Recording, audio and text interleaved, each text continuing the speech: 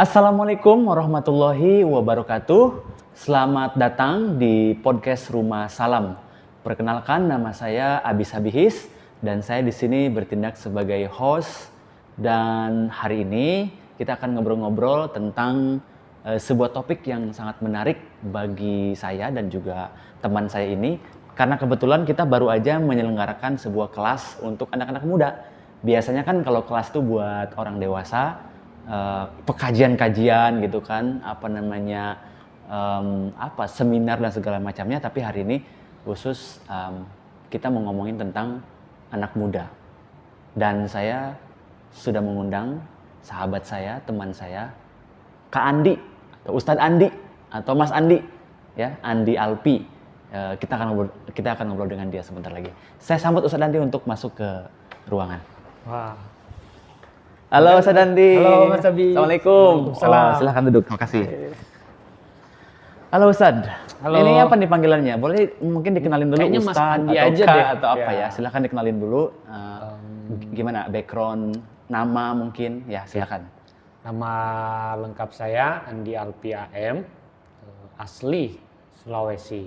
Sulawesi ya. Makassar. Dan sekarang aktivitas? Sekarang sih aktivitas sehari-hari sebagai pengajar atau ustadz di pondok pesantren. Ya ngajar bahasa lah, gitu, ngajar bahasa Arab gitu sehari-hari. Dan sehari-hari berinteraksi dengan banyak anak-anak. Jadi sedikit mengerti kehidupan mereka seperti apa. Gitu.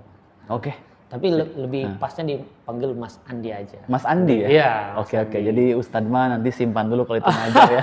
Iya, boleh. Oke, Mas Andi ya. Ya. Mas Andi, kita kan baru aja nih tadi bikin kelas ya. Iya. Tentang buat anak remaja. Iya. Karena kan di Rumah Salam ini kan bikin kajian ya sebenarnya buat umum gitu. Tapi ketika kita bikin kajian kan orang tuh udah tergambarnya itu kayak serius banget. Iya. Kemudian selain serius juga kayak berat gitu kan, kajian gitu kan. Sehingga yang datang ya ibu-ibu atau bapak-bapak yang mencari. Iya. Kalau yang nggak mencari kan, udahlah biasa lah gitu kan ya. Nah tapi ada juga yang minta bikin dong gitu kajian buat anak remaja gitu kan. Anak-anak mudanya kan perlu nih dibekalin dengan perspektif gitu. Iya, betul. Ya kan? Iya. Gitu. Makanya kita tadi bikin acara kan gitu ya, kajian. Tapi memang yang datang belum banyak gitu. Belum banyak sih. Tapi nggak apa-apa kan gitu, itu bagus. Nah, kalau menurut Mas Andi nih, seberapa penting sih ya anak muda itu ikut kajian gitu? Anak muda ya ikut kajian.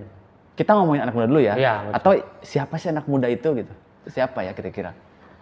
Karena ada ya yang misalnya udah tua ngerasa muda juga ada. Kan Iya, gitu. Nah, iya. itu anak muda itu siapa gitu kan? Ya secara faktanya, jadi anak muda dari kita lihat fakta fisik. Jadi kan level daripada manusia kan bertingkat-tingkat. Ya, Level terdekatnya itu kan fisik. fisik ya. Artinya anak muda itu yang secara fisik. Ya mungkin sekitaran umur 12 atau 15 tahun sampai umur 24 tahun. Itu secara fisik. Secara fisik ya. Itu fisik aja ya kita nilai. Iya, Kalau iya. secara mental, itu beda lagi, bisa jadi fisiknya tua, tapi mentalnya enggak. Kan? Muda terus maksudnya. Muda terus, artinya bisa jadi bukan muda lagi tapi childish gitu atau anak-anak gitu. Jadi kadang-kadang kita harus mengerti dua hal itu. Dua hal itu kadang tidak sejalan, kadang sejalan. Ada fisiknya masih anak-anak, pikirannya juga anak-anak.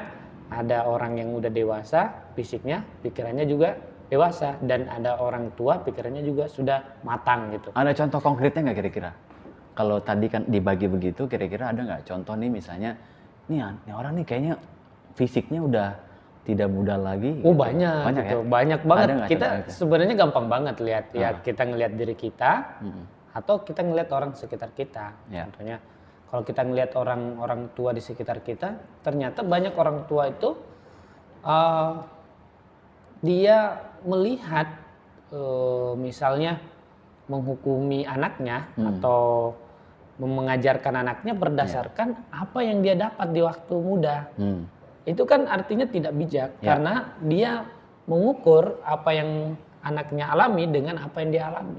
Itu kan sama juga artinya mentalnya dia masih mental anak-anak, dia tidak mental bagaimana bersikap dewasa terhadap anak-anak. Nah, itu yang banyak sebenarnya menjadi circle di dalam keluarga itu adalah karena kita cuma punya pengalaman mental anak-anak, maka yang kita bawa dalam generasi berikutnya juga mental yang pernah kita alami. Ada contoh konkret nggak kira-kira kalau dalam keluarga misalnya kan dari orang tua ke anak, anak ke orang tua, contoh konkret misalnya itu ada nggak kira-kira? Oh, jelas banget sih kalau dalam parenting itu ketika seorang orang tua nih di masa kecilnya banyak luka, dari maka bagaimana dia nanti punya anak, dia akan seperti itu. Karena kan apa yang berkesan bagi kita di sepanjang umur hidup kita itu yang akan kita tuangkan dalam kehidupan. Kehidupan ini kan hanya ekspresi apa yang kita download dari kehidupan. Jadi ketika orang tua menghadapi anaknya, biasa dia pakai data atau memori yang mereka punya di waktu anak-anak. Nah, itu maksudnya Mas Abi.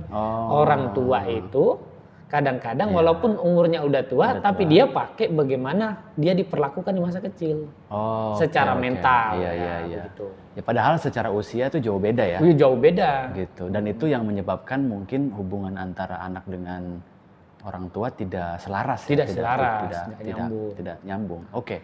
Jadi bukan hanya masalah lukanya kali kan, termasuk mungkin masalah kebahagiaannya itu juga bisa. Begitu persis. Jadi berdasarkan kesan apa yang sangat berkesan pada dirinya. Nah, kalau kita berangkat dari situ, kira-kira masalah-masalah yang dihadapi anak muda itu apa aja ya, Sad? Mas, sorry ya. Kalau biasanya kan bukan Ustadz ya. Mas Andi, kira-kira apa sih masalah-masalah yang dihadapi anak-anak muda ini? Yang tadi ya, kalau kita bicara fisik kan berarti dari 12 sampai 24. Let's say di bawah 30 lah ya. Itu kan masih disebut sebagai anak muda. Anak muda yang sedang bertumbuh, ya kan ya, sedang berproses gitu ya, mungkin menjadi dewasa kali ya, atau menjadi lebih mature kan gitu. Nah kira-kira nih masalah-masalah mereka nih kalau berdasarkan pengamatan Mas Andi, kan Mas Andi kalau nggak salah tadi juga mengajar di pesantren atau di sekolah ya, itu kira-kira apa ya kalau bisa dipetakan sedikit gitu? Aku kan gini Mas Abi ya, sering bikin kayak pertanyaan-pertanyaan ke siswa. Misalnya apa sih yang mereka rasakan gitu interaksi dengan orang tua? Kebanyakan tuh rata-rata mereka merasa nggak pernah memiliki orang tua. Mereka tidak pernah merasa atau jarang mungkin jarang merasa memiliki orang tua. Orang tua hadir tapi nggak pernah terasa hadir. Gimana ya jelasinnya? Dia ada tapi nggak terasa gitu. Ya sama lah kayak kita ngobrol sama orang tuh, dia ada tapi kok ini orang nggak masuk gitu obrolannya gitu. Kayak familiar gitu ya. Kayaknya tuh kita kayak punya hubungan dengan seseorang misalnya. Terus kita nggak pernah ngerasa bahwa dia benar-benar ada dalam hubungan itu. Itu kayak family jauh lah. Kayak kita kan punya banyak family kan, banyak keluarga. Ada keluarga jauh, dia memang keluarga sih tapi ya kayak orang lain aja gitu. Padahal dia punya ikatan. Begitu yang terjadi di keluarga aku lihat, yaitu ketika seorang anak sebenarnya butuh kehadiran orang tua. Paling pertama itu paling enggak sih nanyain kabar, nanyain perasaan. Aku pernah santri itu itu dia akhirnya ikutnya geng motor. Ikut geng motor, ikut geng-geng yang suka yang hal-hal yang negatif gitu. Kenapa? Karena dia merasa didengar di tempat itu. Dia merasa diperhatikan. Jadi kalau dia sakit tuh semua gengnya datang tuh. Iya. Jadi mereka menganggap aku eksis loh. Nah itu kan sebenarnya kebutuhan merasa ada itu kan dibutuhkan banget sama manusia itu. Tapi kan kalau ada anak sakit orang tua juga hadir kan biasanya Mas? Ya penting banget, itu harus hadir itu. Paling enggak ketika seorang anak yang sakit itu harus physical touch. Harus disentuh. Orang sakit itu aku kan biasa nanya-nanya, bagaimana kalau sakit? Cuman satu yang anak butuhkan, disentuh kepalanya, sentuh kakinya. Sentuh kepalanya? Sentuh kepalanya. Begini maksudnya? Ya diusap-usap gitu. Diusap. Diusap. Sama disentuh sama kakinya. Kenapa? dua hal itu yang paling punya rasa.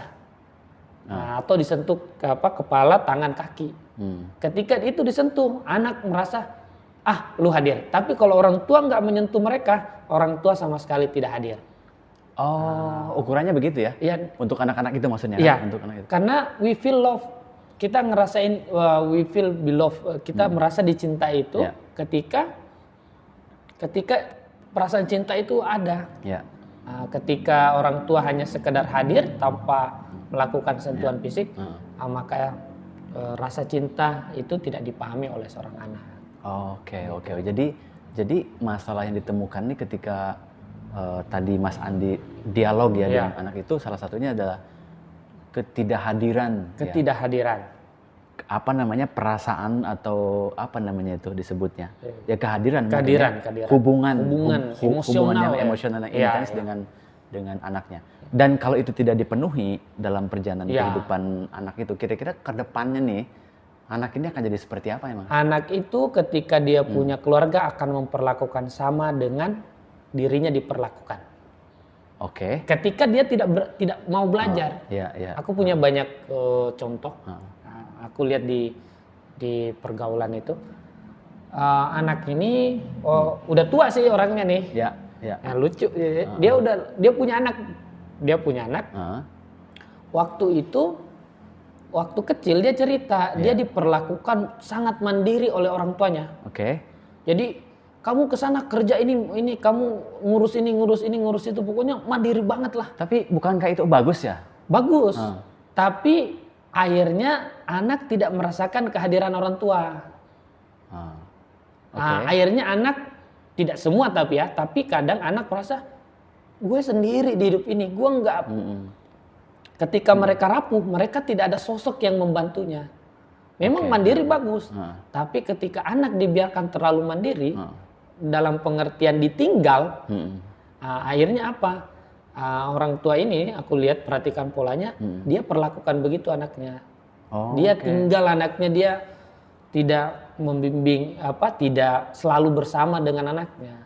Anak itu sangat butuh kasih sayang besar. Jadi kalau pola dalam parenting itu, aku belajar soalnya di pesantren ya, maksudnya di sekolah. Jadi ketika hubungan antara ayah dengan anak, maka hubungannya adalah memberi. Jadi orang tua itu memberi, anak menerima cinta. Kalau kita ke pasangan, itu hubungannya saling memberi dan saling menerima. Saling memberi, sama-sama saling menerima. Nah, ketika seorang anak ingin memberi cinta kepada pasangannya, tapi dia tidak punya, namanya tangki cinta, itu dari mana dapatnya? Kita dapat tangki cinta itu dari orang tua. Kenangan-kenangan indah lah bahasanya gitu.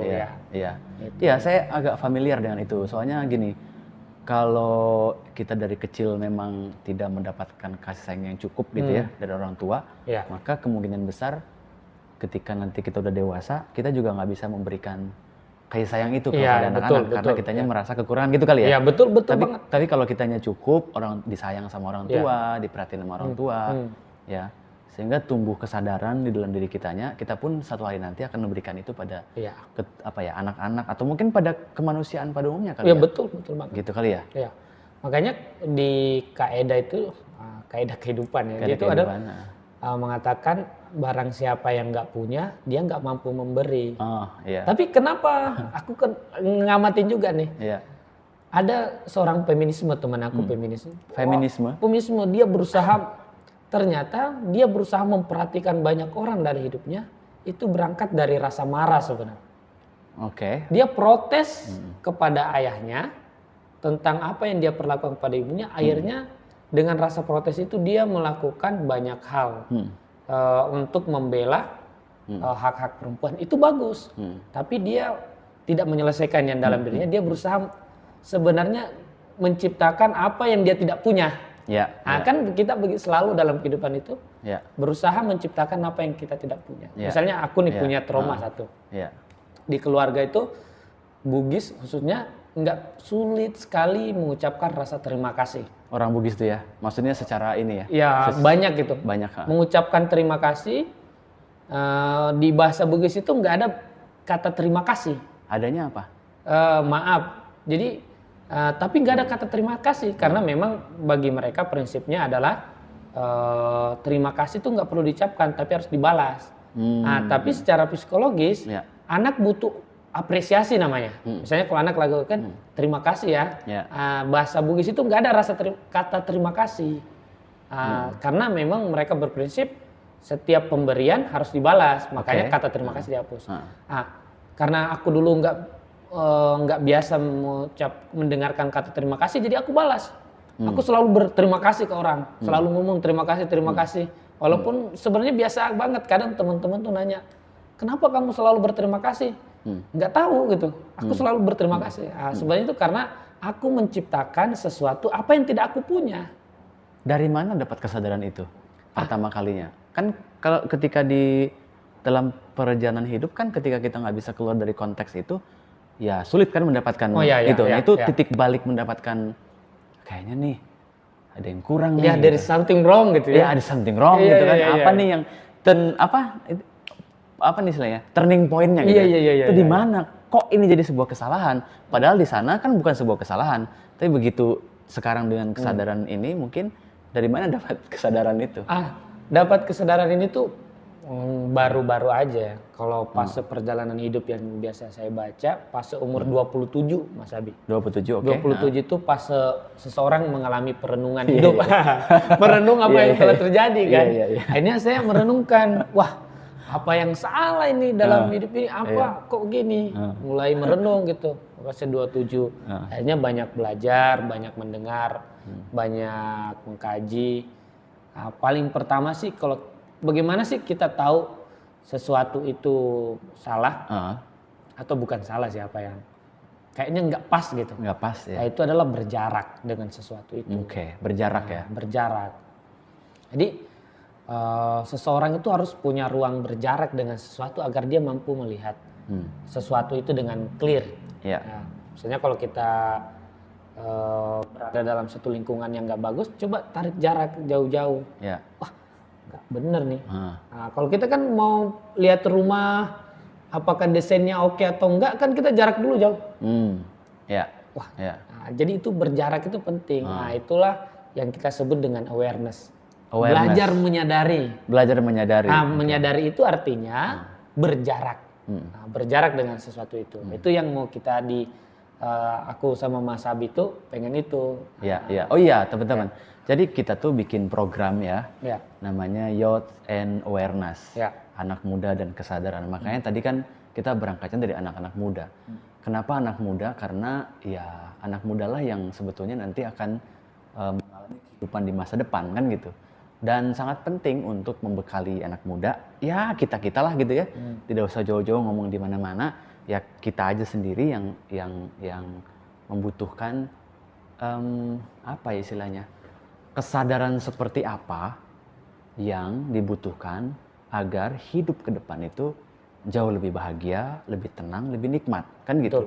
Atau yang dimaksud dengan kesadaran sendiri itu kayak gimana? Kan sering ngomong tentang kesadaran. Iya kan? Pengantarnya nih Sadani, gimana nih mengenalkan kesadaran sama anak-anak muda, sama jiwa kita yang muda lah, gitu ya. Mengenalkan kesadaran itu, ini kan perjalanan hidup sebenarnya. Jadi hidup itu punya banyak state ya. Aku punya temen cerita gini, maksudnya. Waktu kecil dia cerita kalau dia nggak pernah merangkak. Dia nggak pernah merangkak, jadi bayi langsung berdiri, nggak merangkak. Ternyata dalam mukjizat itu kayaknya gimana? Ada ternyata beberapa begitu. Ternyata setelah dipahami, akhirnya apa? Orang yang lompat kayak gini, ternyata orang ini tidak bisa memiliki keseimbangan yang bagus. Akhirnya bawa mobil susah, nabrak. Jadi itu bukan mukjizat ya? Bukan mukjizat. Gitu ya? Maksudnya bukan sebuah kelebihan gitu? Bukan sebuah kelebihan ternyata. Jadi fase kehidupan ini memang harus dilalui. Ada berapa fase kehidupan tadi yang? Ada berapa fase kehidupan tuh? Fase kehidupan kalau secara hukum alamnya ada 6. Dan 6. Ada pertama, segala sesuatu kan sebelum apapun ini, misalnya meja ini dulu tidak pernah ada, kemudian ada. Kemudian fase selanjutnya, kalau itu makhluk hidup setelah ada, kemudian dia tumbuh. Nah, misalnya kalau di manusia menjadi bayi, menjadi gede.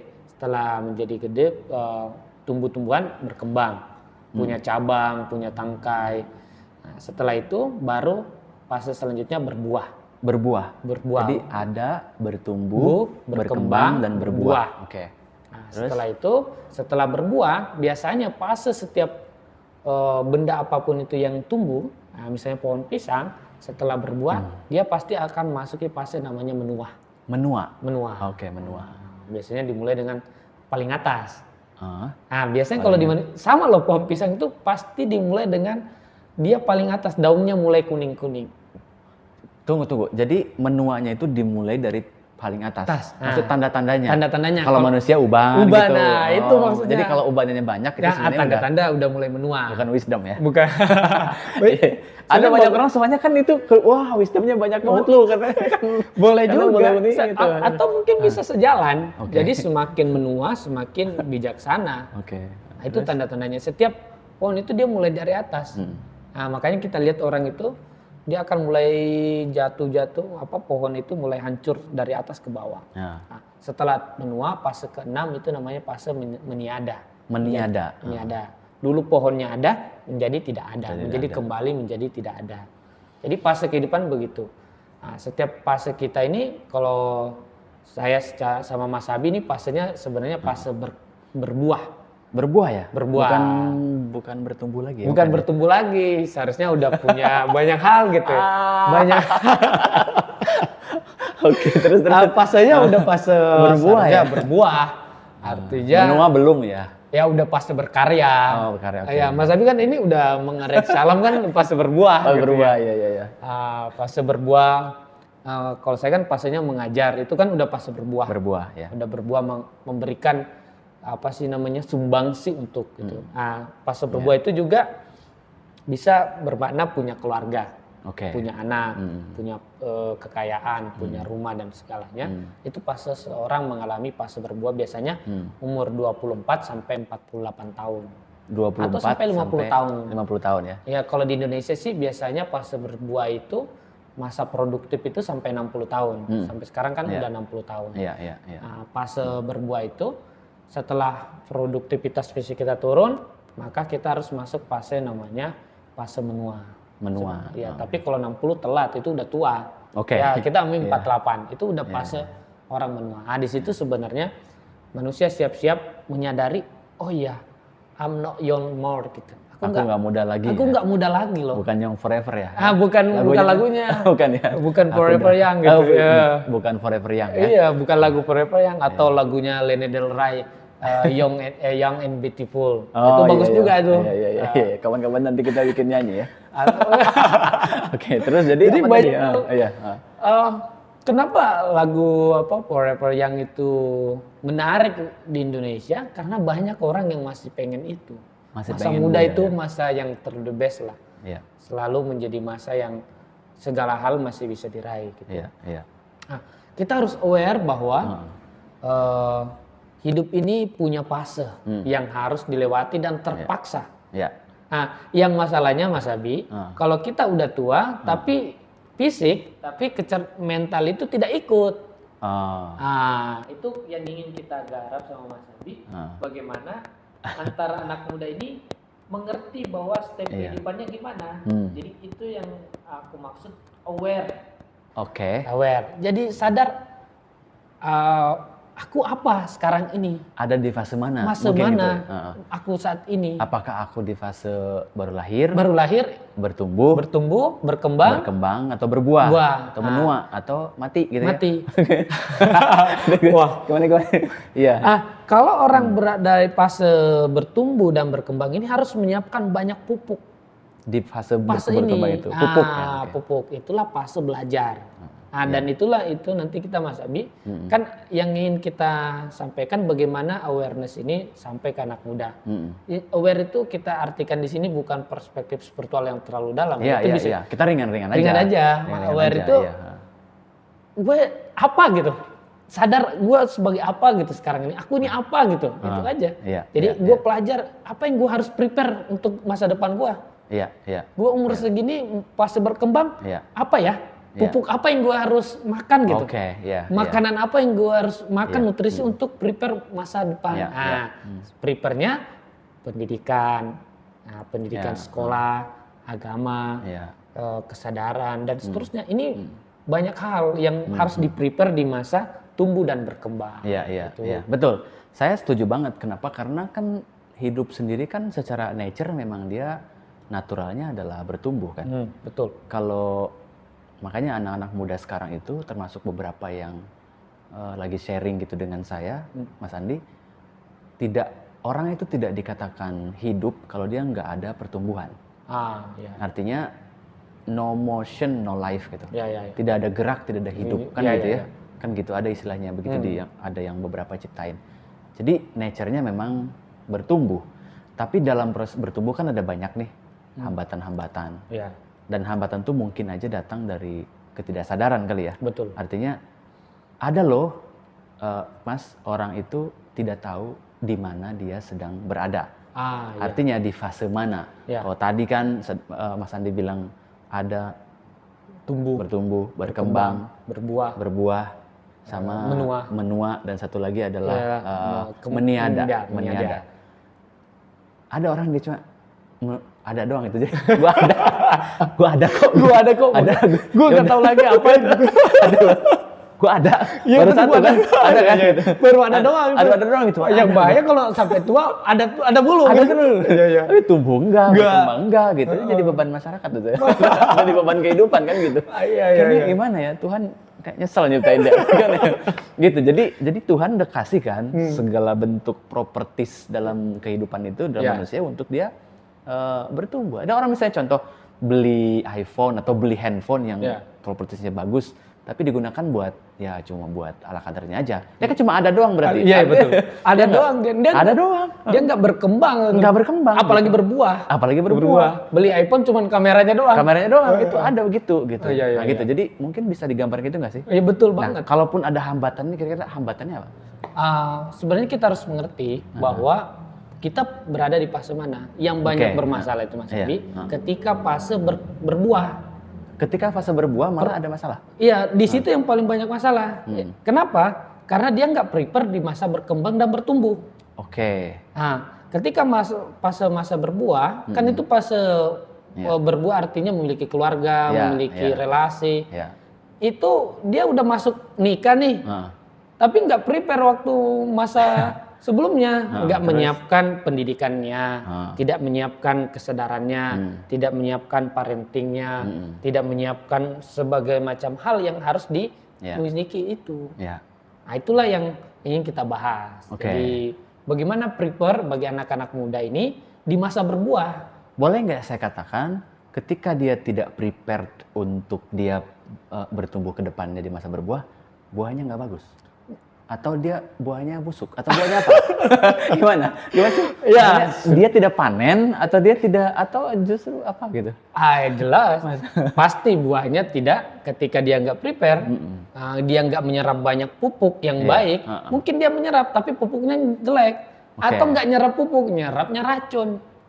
Hasilnya busuk, jelek, nggak berkembang. Ini hasilnya jelek banget. Itu kan yang terjadi. Nah ini yang makanya kita mau sharing tentang pupuk-pupuk apa sih buat anak muda persiapan untuk berbuah di masa depan gitu ya. Nah itu yang kita maksud dengan kesadaran.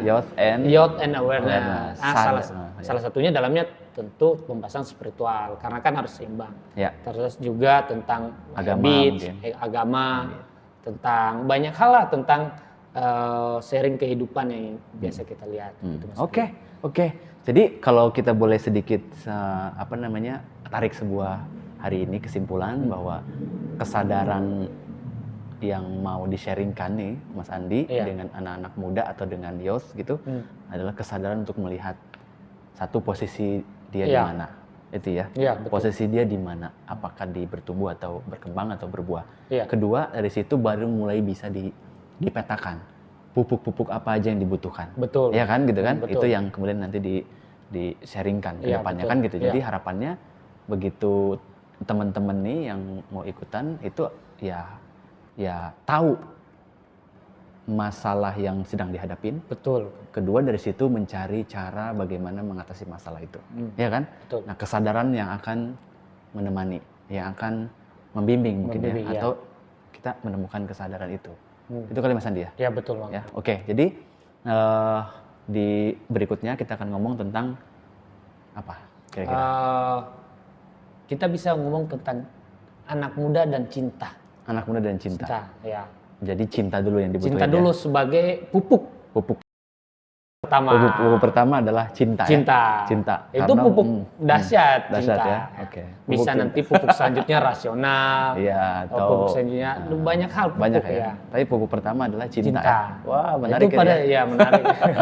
Ntar di podcast selanjutnya tentang cinta ya. Oke. Bagaimana anak muda butuh cinta? Ya butuh cinta. Gitu ya. Oke. Perlu banget anak muda karena itu asal daripada orang tua mereka juga lahir mereka, anak-anak itu kan dari cinta kedua orang tua. Anak-anak sejak dini harus dikenalkan dengan cinta. Nah, itu pondasi banget. Oke. Thank you Mas Andi. Thank you. Ya, makasih banyak atas kehadiran di sini. Kita lanjutkan di minggu depan. Terima kasih. Thank you Mas Abi. Makasih ya. Terima kasih. Terima kasih teman-teman semua. Hari ini kita udah ngobrolin tentang anak muda dan kesadaran. Banyak yang akan kita bahas ke depannya sebagai bentuk warning atau juga pembelajaran gitu ya ke depan agar ya sejak dini walaupun Anda sebagai orang tua ya mungkin aja bisa memberikan semacam istilahnya sedikit lesson buat anak-anak maupun buat anak-anak yang sedang bertumbuh. Sampai jumpa di pertemuan berikutnya. Assalamualaikum warahmatullahi wabarakatuh.